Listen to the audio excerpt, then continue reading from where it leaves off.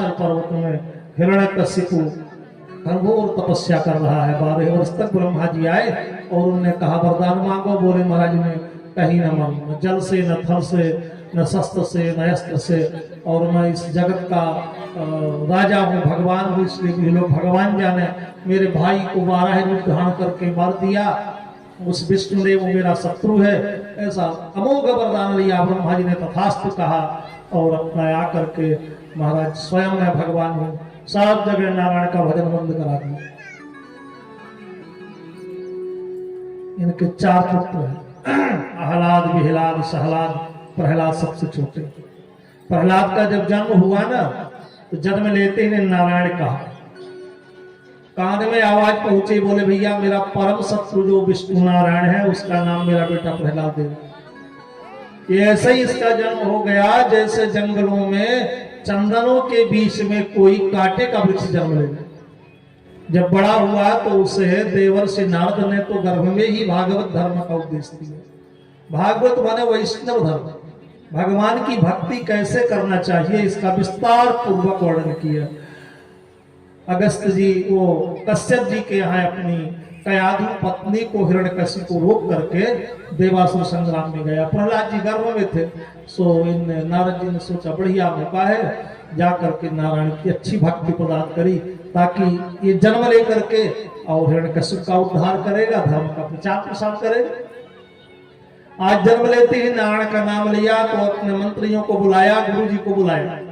शुक्राचार्य जी के बेटा संगामर्क थे, बोले इनको पढ़ाना चालू कर।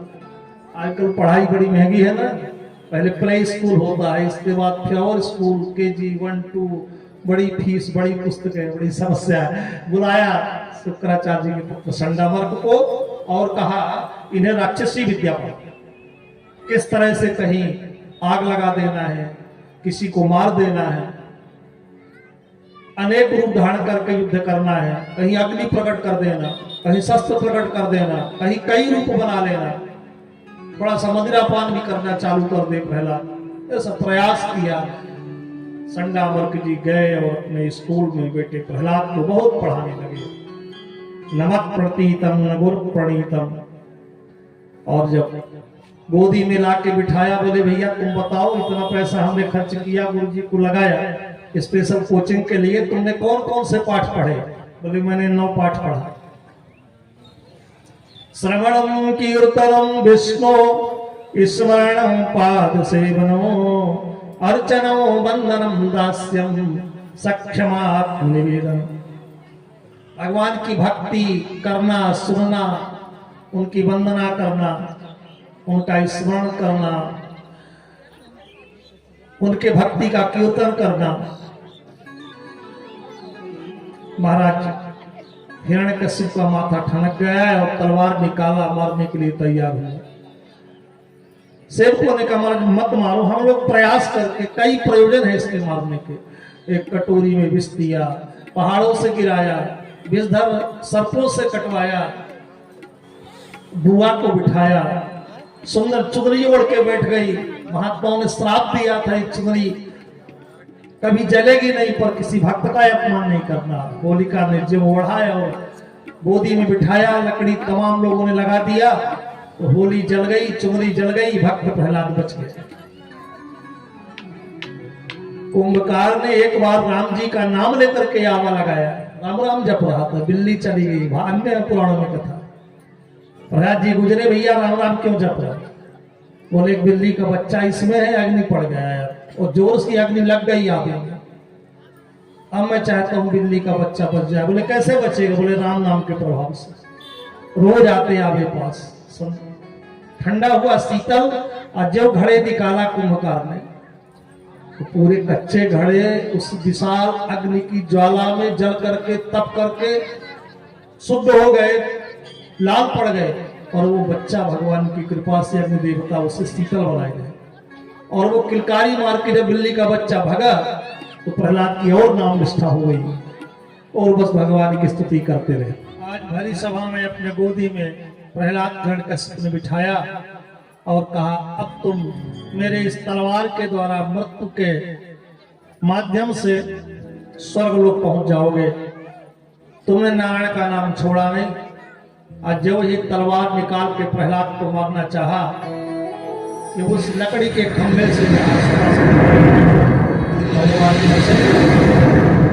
सिंह भगवान